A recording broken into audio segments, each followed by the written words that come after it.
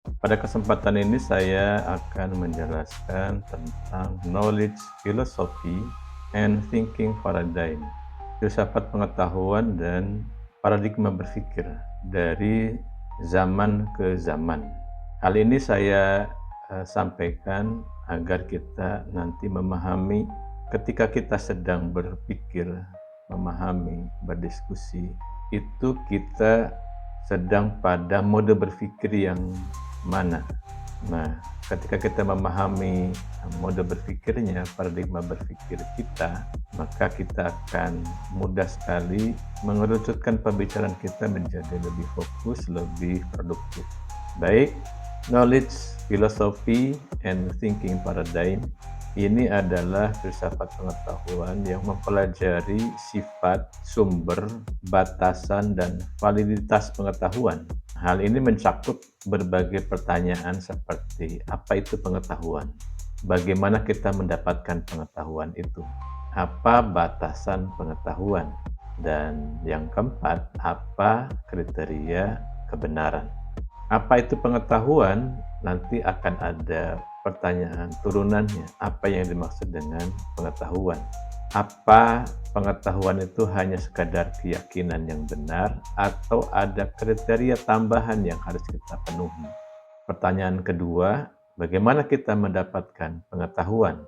Apa sumber pengetahuan kita? Apakah melalui pengalaman, rasio, intuisi, wahyu, atau ilham, atau ada cara lain? Nah, pertanyaan ketiga, apa batasan pengetahuan? Apakah ada batasan terhadap apa yang bisa kita ketahui? Apakah ada hal-hal yang tidak mungkin kita ketahui? Atau ada hal-hal yang tidak perlu kita ketahui? Pertanyaan keempat adalah, apa kriteria kebenaran? Bagaimana kita menemukan kebenaran dari sebuah pengetahuan? Apa kriteria yang digunakan untuk memvalidasi pengetahuan itu bahwa itu adalah benar? Karena masing-masing paradigma nanti akan memiliki definisi tentang kebenaran itu sendiri.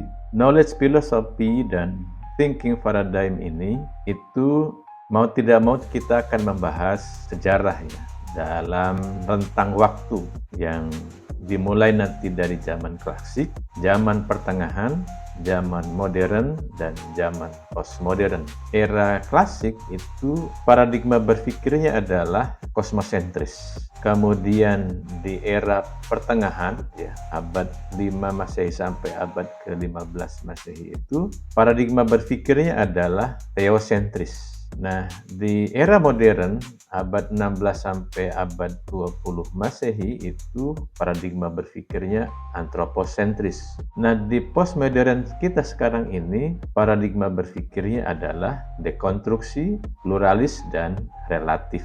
Masing-masing akan kita jelaskan satu persatu. Apa itu era klasik? Era klasik yang mode berpikirnya kosmosentris itu adalah sebuah paradigma berpikir yang menempatkan alam semesta sebagai pusat dari segala sesuatu. Dalam pandangan kosmosentris, di zaman itu manusia dan kehidupan dipahami sebagai bagian dari keteraturan alam semesta yang lebih besar, di mana segala sesuatu saling terkait dan tunduk pada hukum-hukum alam. Jadi sentral dari segala yang ada itu adalah kosmos. Manusia juga adalah bagian dari kosmos. Jadi kalau kita ingin hidupnya bahagia, ya kita harus menyesuaikan diri dengan keteraturan kosmos, keteraturan hukum-hukum alam yang lebih besar. Paradigma kosmosentris terjadi pada zaman klasik yang kira-kira berlangsung dari abad ke-7 sebelum Masehi hingga abad ke-5 Masehi. Pada masa ini, filsafat Yunani kuno berkembang pesat dengan tokoh-tokoh seperti Thales, Pythagoras, Heraklitus, dan terutama Aristoteles yang berpandangan bahwa alam semesta memiliki struktur yang dapat dipahami dan dijelaskan melalui akal budi manusia. Pandangan ini sangat dipengaruhi oleh keyakinan bahwa alam semesta adalah entitas yang teratur dan harmonis. Kemudian era abad pertengahan yang mode berpikirnya, ya paradigma berpikirnya itu teosentris, adalah paradigma berpikir yang menempatkan Tuhan, Theos, sebagai pusat dari segala sesuatu. Dalam pandangan teosentris, semua aspek kehidupan dan alam semesta dianggap sebagai ciptaan Tuhan, dan tujuan hidup manusia adalah untuk memahami dan mendekatkan diri kepada Tuhan, kepada Allah dalam Islam. Paradigma teosentris dominan pada abad pertengahan yang berlangsung kira-kira abad ke-5 hingga abad ke-15 Masehi. Pada masa ini, pemikiran filosofis dan ilmiah sangat dipengaruhi oleh agama, khususnya adalah ajaran agama Kristen di Eropa serta agama Islam di dunia Muslim. Filsafat dan ilmu pengetahuan pada masa ini seringkali difokuskan pada upaya untuk mengintegrasikan keyakinan agama dengan pengetahuan rasional. Tokoh-tokoh penting pada periode ini termasuk Agustinus, Thomas Aquinas. Di Islam ada Ibnu Rus, ada Ibnu Sina. Ya, semuanya berusaha untuk menjelaskan dan menguatkan keyakinan agama melalui argumen-argumen rasional. Misalnya, Thomas Aquinas terkenal dengan upayanya untuk menyelaraskan agama Kristen dengan filsafat Aristoteles.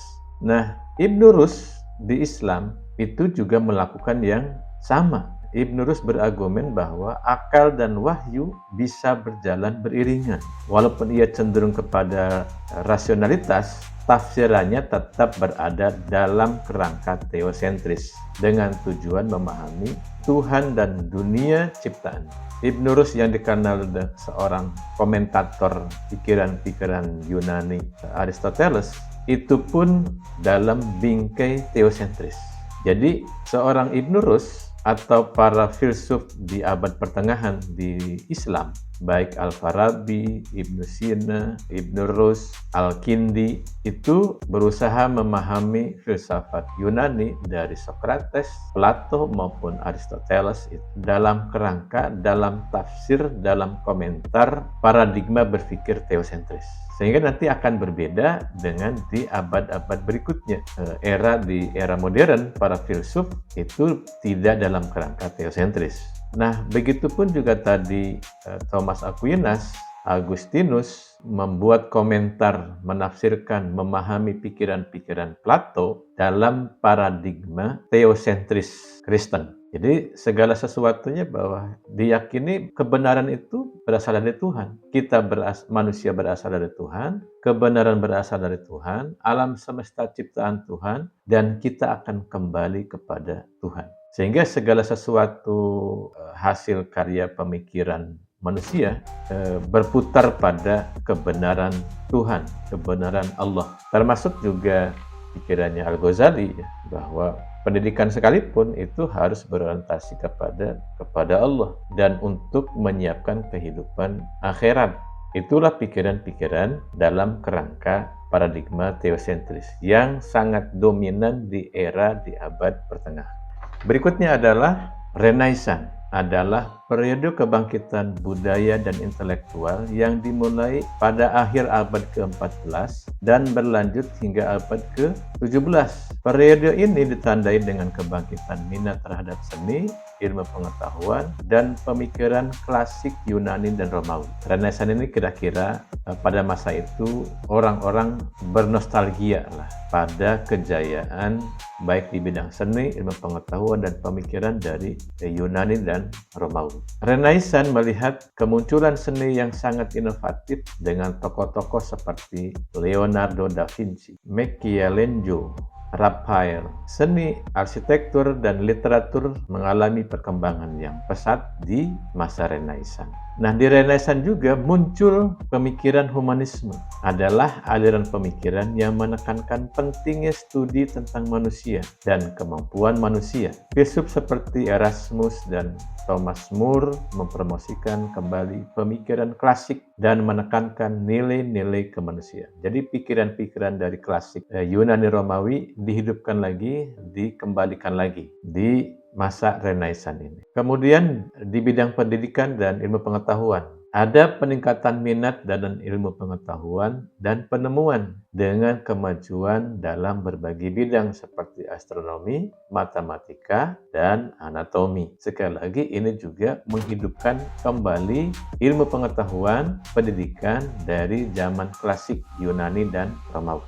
Nah, masuk Aufklärung, yaitu pencerahan, adalah periode yang terjadi pada akhir abad ke-17 hingga abad ke-18, tahun 1700 lebih sampai tahun 1800 lebih begitu. Periode ini ditandai dengan penekanan pada rasionalitas ilmu pengetahuan dan kritik terhadap tradisi dan otoritas budaya, otoritas agama. Nah, Aufklärung ini sudah meninggalkan romanis nostalgia terhadap Yunani dan Romawi. Kira-kira rasionalitas ilmu pengetahuan yang dibutuhkan oleh zaman saat itu. Jadi tidak lagi ingin terikat oleh kehebatan, kejayaan seni dan ilmu pengetahuan pemikiran klasik Yunani dan Romawi. Pemikir pencerahan ini seperti Voltaire, Jean-Jacques Rousseau, Immanuel Kant menekankan penggunaan akal budi dan metode ilmiah untuk memahami dunia dan memperbaiki masyarakat. Kemudian masuk era modern dengan paradigma berpikirnya antroposentris sekaligus logosentris. Antroposentris adalah paradigma berpikir yang menekankan manusia antropos sebagai pusat dari segala sesuatu.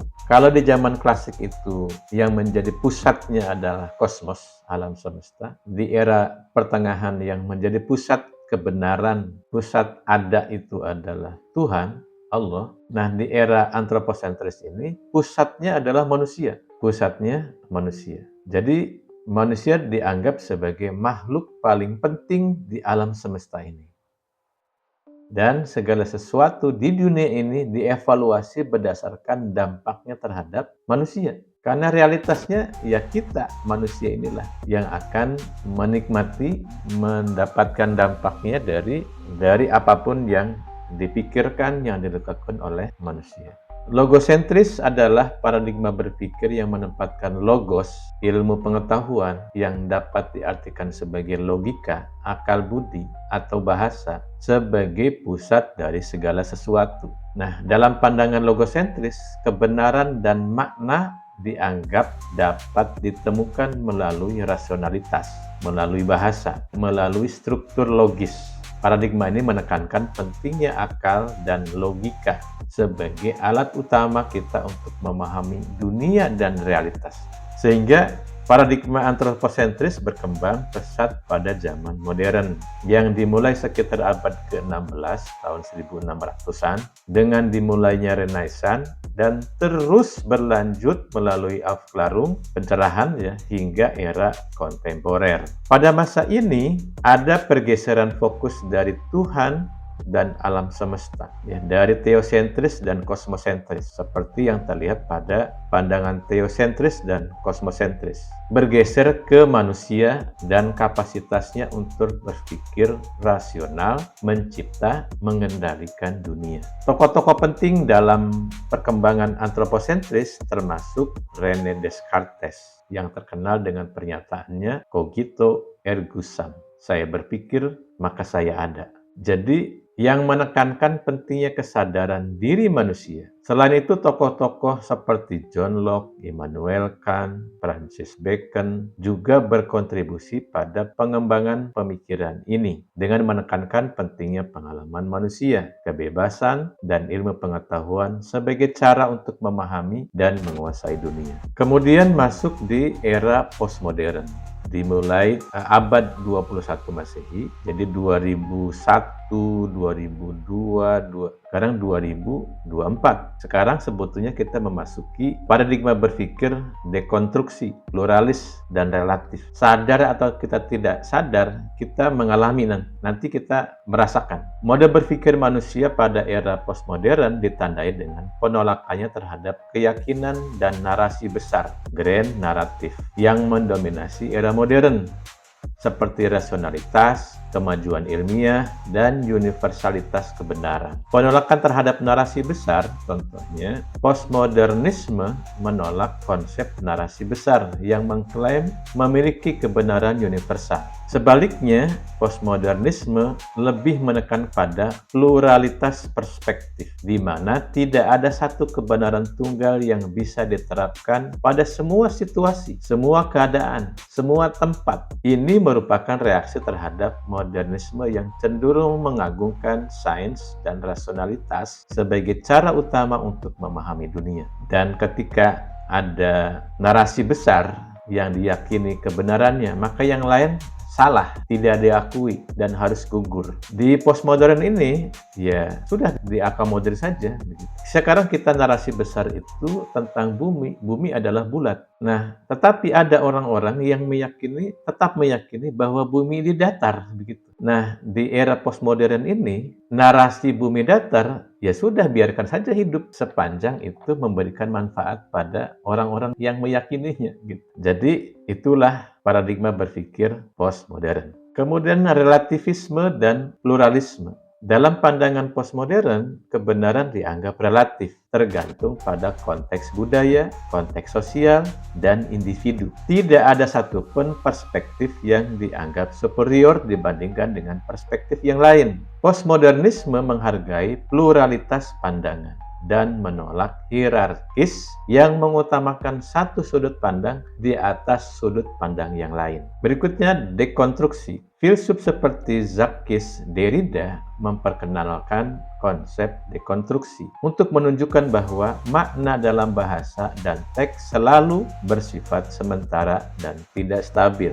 Dekonstruksi berusaha untuk membongkar asumsi-asumsi yang mendasari teks atau ideologi, menunjukkan bahwa makna selalu bergantung pada interpretasi dan konteks. Kemudian yang berikutnya, ciri dari paradigma berpikir postmodern adalah skeptisisme terhadap ilmu pengetahuan dan teknologi. Jadi meskipun tidak sepenuhnya menolak ilmu pengetahuan, postmodernisme bersikap skeptis, ragu-ragu terhadap klaim ilmu pengetahuan modern yang menganggap dirinya sebagai sumber kebenaran yang netral dan objektif. Ya, memang ilmu pengetahuan itu kan dibangun di atas dasar skeptisisme. Diragukan dulu ilmu pengetahuan itu, baru kemudian diuji sampai ditemukan kebenaran. Nah, postmodern ini semua termasuk ilmu pengetahuan yang sudah mapan sekalipun, yang narasi besar sekalipun, tetap saja dipandang skeptisisme. Karena diyakini bahwa kebenaran itu tidak final, tidak netral. Dia akan dipengaruhi oleh budaya, kekuasaan, dan ideologi. Jadi itulah knowledge philosophy dan thinking paradigm ya, dari zaman klasik, pertengahan, kemudian ada Renaissance, Aufklärung, dan Romantisme, kemudian masuk modern dan postmodern. Dan kita sekarang sebetulnya sedang berada pada paradigma berpikir postmodern. Suka atau tidak suka, ya sadar atau tidak sadar, sekarang kita pada paradigma berpikir dekonstruksi, pluralis, dan relatif. Sehingga perdebatan-perdebatan di dunia nyata maupun di dunia maya itu kita akan mengalami ini. Mari kita pahami dulu nalar berpikir peradaban modern.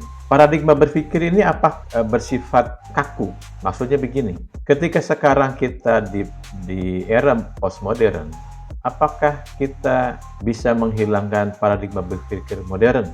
Apakah kita tidak bisa terpengaruh cara berpikir teosentris? Atau tidak ada kita cara berpikir kosmosentris? Tidak juga.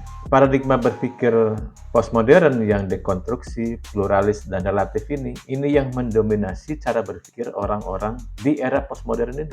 Dan pasti kita masih dipengaruhi oleh cara berpikir antroposentris, kita masih dipengaruhi cara berpikir teosentris, dan kita masih dipengaruhi cara berpikir kosmosentris, itu pasti. Dan di tengah-tengah kita akan menghadapi orang-orang yang berpikir sangat antroposentris. Di tengah-tengah kita akan bertemu dengan orang-orang yang berpikir sangat teosentris. Dan kita sekali-kali akan ketemu dengan orang-orang yang kosmosentris. Tapi paradigma dekonstruksi, pluralis, dan relatif ini akan mempengaruhi cara kita memahami ilmu pengetahuan. Ini juga akan mempengaruhi cara kita memahami agama di Kristen maupun di Islam.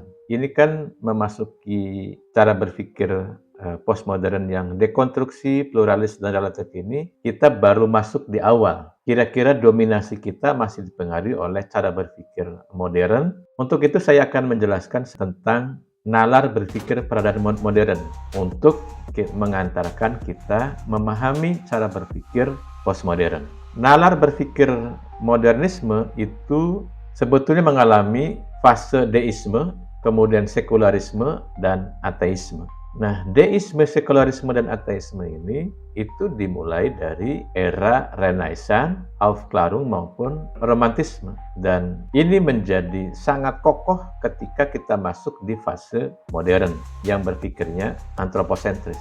Jadi kalau kita bicara cara berpikir paradigma antroposentris, itu hampir dipastikan dia deisme, sekularisme, atau bahkan mungkin ateisme. Nah, sekarang kalau kita berbicara tentang ilmu pengetahuan, hampir kita tidak mungkin keluar dari mode berpikir deisme, sekularisme, maupun ateisme. Suka atau tidak suka, sadar atau tidak sadar. Sekarang kita coba dalami apa itu deisme. Deisme itu adalah paham yang menyatakan bahwa Tuhan menciptakan alam semesta, tetapi tidak campur tangan dalam urusan manusia atau dunia setelah penciptaan itu selesai. Deisme berpendapat bahwa Tuhan hanya berperan sebagai pencipta, menciptakan alam, menciptakan hukum-hukum alamnya, kemudian membiarkan alam semesta berfungsi sesuai dengan hukum-hukum alam tersebut tanpa intervensi lebih lanjut seperti mukjizat maupun wahyu. Nah, mereka lebih menekankan pada rasionalitas dan pengamatan terhadap alam. Untuk memahami Tuhan, deisme menjadi populer pada masa pencerahan Aufklärung di Eropa, ketika akal dan sains mulai mendominasi cara berpikir banyak intelektual. Tokoh-tokoh seperti Voltaire, Thomas Jefferson, Benjamin Franklin, ini adalah tokoh-tokohnya. Berbeda dengan agama-agama yang teistik ya, di abad pertengahan, yang percaya pada wahyu dan hubungannya langsung antara Tuhan dan manusia, para deistik menolak konsep tersebut. Secara filosofis, deisme sering kali dilihat sebagai jalan tengah antara teistik dengan ateisme. Nah, konsep Tuhan ini dalam deisme sering dianalogikan sebagai pembuat jam. Dalam analogi ini, Tuhan diibaratkan seperti pembuat jam yang merancang dan membuat jam itu bekerja, lalu membiarkan jam itu beroperasi sendiri sesuai dengan hukum yang telah dibuat oleh pembuat jam, tanpa lagi intervensi tuh pembuat jam. Itulah deisme. Nah, lama-lama deisme ini kemudian menjadi sekuler. Sekularisme. Sekularisme adalah paham antara atau prinsip yang menekankan pemisahan antara institusi agama dan pemerintahan atau kehidupan publik. Dalam sekularisme, urusan politik, pemerintahan, hukum, dan pendidikan diatur tanpa campur tangan agama. Sehingga keputusan yang diambil dalam ruang publik didasarkan pada rasionalitas, hukum sipil, dan nilai-nilai universal, bukan dogma agama. Tadi sudah dipisahkan di deisme itu. Tuhan setelah menciptakan alam, menciptakan hukum-hukumnya, selesai. Sekarang alam ini bekerja di atas hukum-hukum yang telah Tuhan ciptakan. Tuhan tidak ada lagi intervensi. Ciri-ciri utama sekularisme adalah: satu, pemisahan agama dan negara. Pemerintah dan lembaga agama tidak saling mencampuri urusan satu dengan yang lain. Hukum negara tidak boleh didasarkan pada aturan agama. Yang kedua, netralitas negara terhadap agama. Negara tidak mendukung atau diskriminasi agama tertentu. Semua warga negara diperbolehkan, diperlakukan sama, baik mereka beragama atau tidak beragama, atau mereka memilih agama apapun, silahkan. Itu sekularisme. Teorinya, prakteknya seperti apa, kita tidak tahu. Ini teori sekularisme. Yang ketiga, kebebasan beragama. Setiap individu memiliki kebebasan untuk memilih keyakinan agamanya, atau berpindah agama, atau tidak menganut agama sama sekali. Itu sekularisme. Negara-negara seperti Perancis, Amerika Serikat itu menjadi contoh negara sekuler di mana pemerintah tidak campur tangan dalam urusan agama. Kemudian sekularisme itu lama-lama jadi ateistik, jadi ateisme. Ateisme itu adalah pandangan atau kepercayaan yang menolak atau tidak meyakini adanya Tuhan atau dewa-dewa. Tuhan dalam agama Kristen, Tuhan dalam agama Islam, atau dewa-dewa dalam agama Hindu, Buddha, atau agama lain. Dalam ateisme tidak ada keyakinan akan entitas supranatural yang mengatur alam semesta atau kehidupan manusia. Ateisme tidak selalu berarti bahwa seseorang secara aktif menolak Tuhan. Dalam beberapa kasus, ateisme hanya berarti ketiadaan kepercayaan pada Tuhan tanpa pernyataan positif bahwa Tuhan tidak ada. Nah, ateisme dapat muncul dari berbagai alasan. Jadi ateisme itu bisa jadi muncul karena satu, ilmiah dan rasional. Banyak ateis percaya bahwa tidak ada bukti empiris atau ilmiah yang mendukung keberadaan Tuhan. Mereka mungkin merasa bahwa alam semesta dan kehidupan dapat dijelaskan melalui hukum alam tanpa perlu asumsi adanya entitas supranatural, tanpa perlu membuat asumsi tentang adanya Tuhan atau dewa pencipta. Mungkin alasan filosofis. Beberapa orang mungkin mendasarkan ateisme mereka pada argumen filosofis, seperti masalah kejahatan. Misalnya, bagaimana ya Tuhan yang maha baik itu kok membiarkan penderitaan itu ada? Kok membiarkan kejahatan itu ada? Atau mungkin pertanyaan tentang bukti keberadaan Tuhan. Tuhan ini ada, tapi buktinya mana? Bagaimana membuktikannya? Bagaimana saya bisa mengetahui, bisa yakin bahwa Tuhan itu ada? Nah, ini biasanya muncul dari alasan-alasan filosofis seperti ini. Atau alasan budaya dan sosial. Dalam beberapa kasus, ateisme muncul dari respon terhadap pengaruh negatif agama dalam sejarah, dalam politik, atau dalam masyarakat. Misalnya perang yang terjadi itu mengatasnamakan agama. Perang salib, perang suci, itu mengatasnamakan agama, tapi faktanya adalah membunuh orang dengan sadis, membakar, memberangus, menindas atas nama agama. Ini yang kemudian melahirkan sikap-sikap antipati terhadap agama dan akhirnya memunculkan pada ateisme.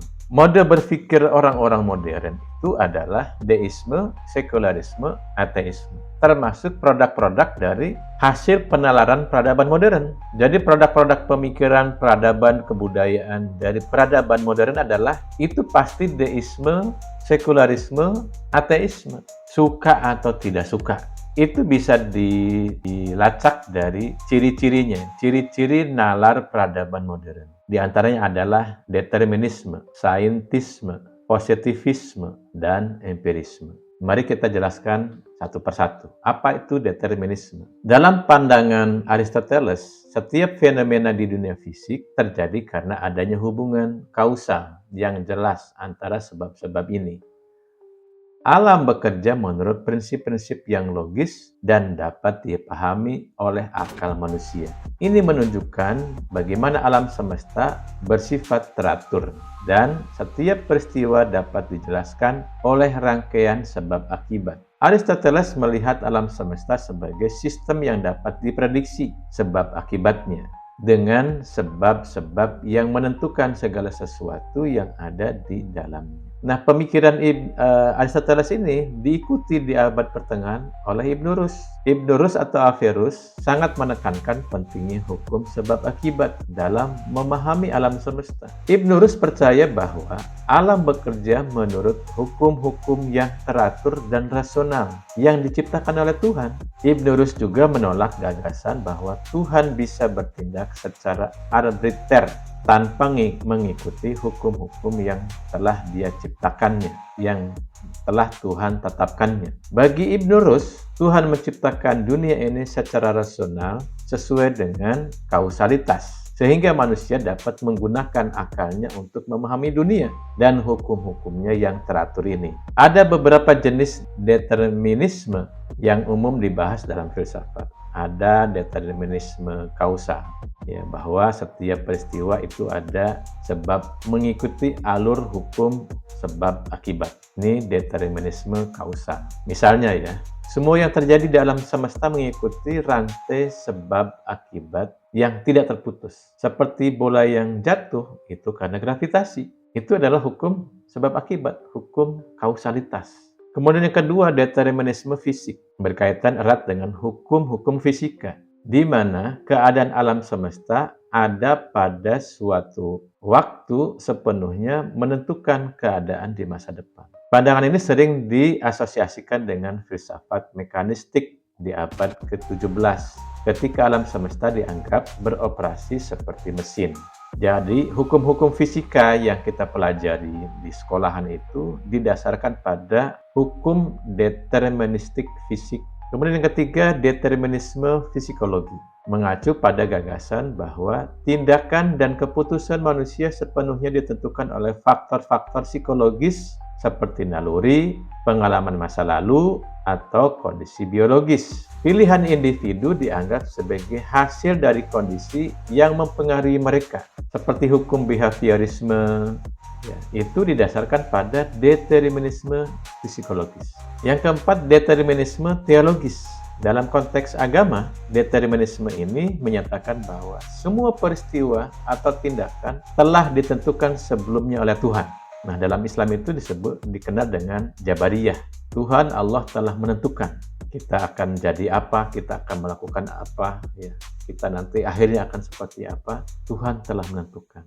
Nah, keyakinan ini biasanya terkait dengan konsep predestinasi, menyatakan bahwa setiap nasib seseorang telah ditentukan, telah ditetapkan oleh kehendak ilahi. Pada Jabariyah klasik, udah fatalistik akhirnya. Manusia tidak berdaya apa-apa, kita hanya wayang. Yang kelima, determinisme sosial, berpendapat bahwa perilaku manusia dan perkembangan sosial ditentukan oleh faktor-faktor sosial, faktor ekonomi, faktor budaya. Ada hukum sebab akibat sosial, ada hukum sebab akibat secara ekonomi, secara budaya. Misalnya, tindakan individu itu bisa dianggap sebagai hasil dari kondisi ekonomi, kondisi masyarakat, status sosial, dibentuk oleh pilihan-pilihan dan peluang mereka. Nalar yang kedua dari peradaban modern adalah saintisme. Hubungan antar nalar berpikir modern dan saintisme adalah satu, misalnya penekanan pada metode ilmiah. Modern adalah berpikir ilmiah, menekankan pentingnya metode ilmiah sebagai alat utama untuk memperoleh pengetahuan. Jadi pengetahuan itu harus didasarkan pada berpikir ilmiah. Pengetahuan yang tidak berdasarkan pada saintisme itu dianggap bukan pengetahuan, tidak dianggap pengetahuan. Sehingga ilmu-ilmu pengetahuan yang didasarkan pada wahyu, pada ilham, di era modern itu tidak dianggap sebagai ilmu pengetahuan, karena dia dianggap tidak ilmiah. Metode ilmiah ini melibatkan observasi, eksperimen, pengukuran, analisis kritis untuk memahami fenomena alam maupun fenomena sosial. Metode ilmiah dianggap sebagai cara yang paling objektif dan handal untuk menghasilkan pengetahuan yang benar. Yang kedua, dianggap saintisme itu adalah rasionalitas dan empiris. Dalam pemikiran modern, rasionalitas dan empirisme menjadi landasan utama. Rasionalitas berarti penggunaan logika, akal sehat, rasio, otak untuk menganalisis dan memahami dunia. Empirisme menekankan pada pentingnya pengalaman, observasi, bisa diindra dengan panca indera, bisa dilihat, bisa diraba, bisa dirasa, bisa didengar sebagai sumber pengetahuan. Saintisme berpegang pada ide bahwa pengetahuan yang diperoleh melalui observasi dan eksperimen ilmiah adalah yang paling valid dan dapat diandalkan. Tanpa dua alat itu, rasionalitas dan empiris itu tidak dianggap sebagai ilmu dalam nalar peradaban modern.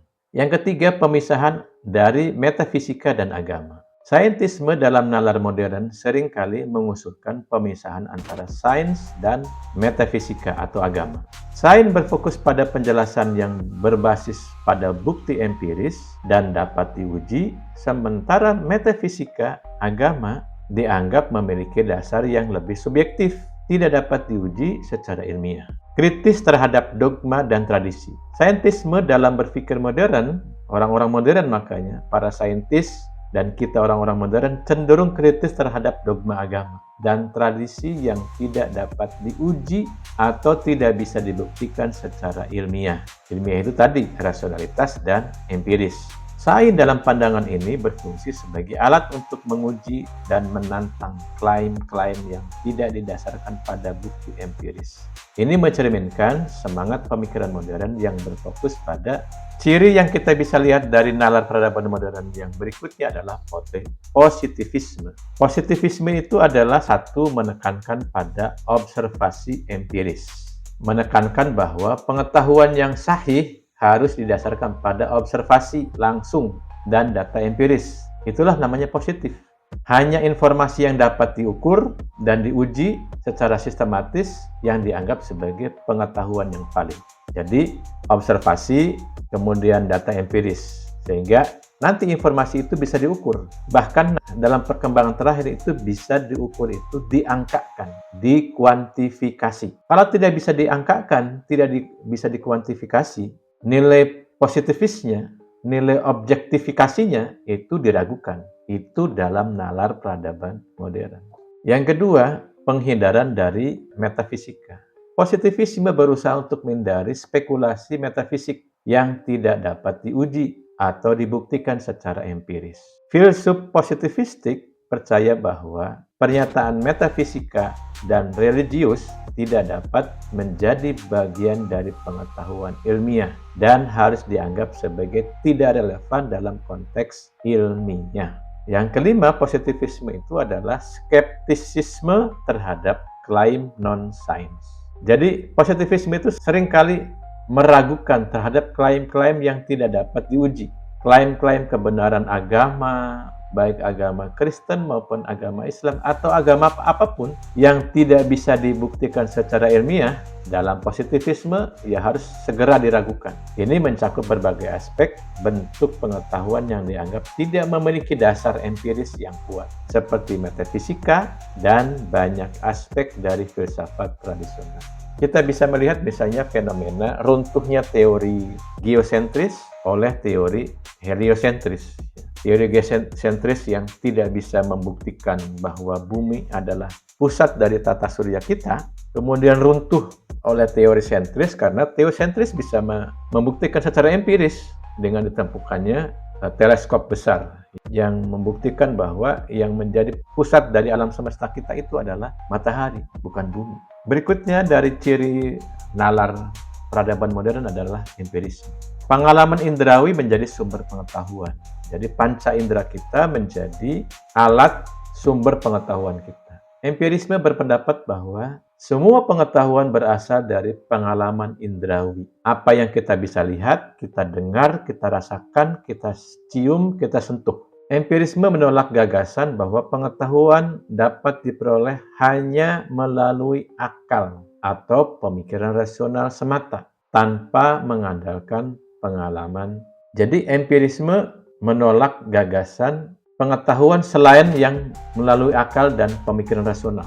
Wahyu, ilham, laduni, bagi empirisme itu bukan ilmu, bukan pengetahuan yang bisa diterima. Yang kedua, tabula rasa.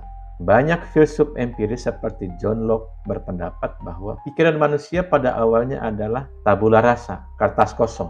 Dengan kata lain, individu tidak memiliki pengetahuan bawaan. Semua pengetahuan diperoleh melalui pengalaman dari panca indera kita. Yang ketiga, observasi dan eksperimen. Dalam kerangka empirisme, observasi dan eksperimen adalah metode utama untuk memperoleh pengetahuan yang sahih. Jadi tanpa eksperimen, ya pengetahuan itu dianggap dongeng, dianggap hayalan. Itulah kenapa agama itu oleh orang-orang modern dikatakan itu cerita-cerita orang-orang abad pertengahan.